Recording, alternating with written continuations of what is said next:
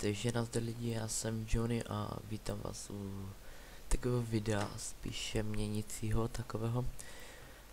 A chtěl bych prostě měnit tady ty věci, co jsem dostal od jednoho kluka, Michala Zbožínka, který mi napsal normálně na Facebooku, čus, chceš věci na Atomej, tak podobně.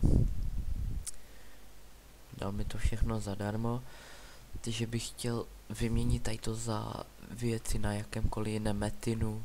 Je úplně jedno jakém, prostě chtěl bych začít hrát jiným metin, protože tady na to mě okradli Ošama na 200, oplaguje cunta. Takže vyměním tady ty věci na jakémkoliv metinu jinak. Že tady máte jeda, nic jsem s těma nedělal, takhle jsem ten účet před pár minutama dostal. Že vám to tady jenom ukážu, BS 520, helma, štít,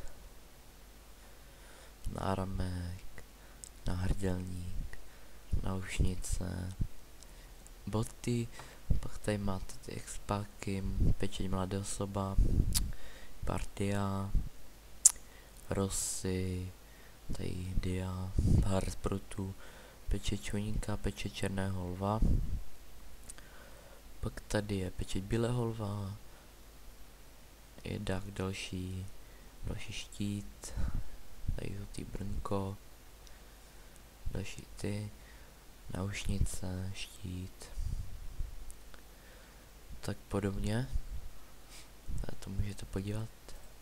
Pak tady je smaragdový brnko, červený, čepel ledu, boty a náušnice a náhrdelník 5x20.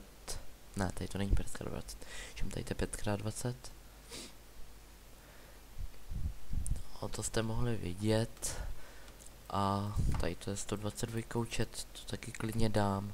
Takže mi napište, kdo bude chtít.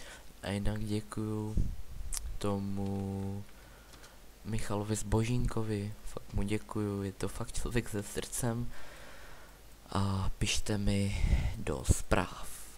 Čau čau.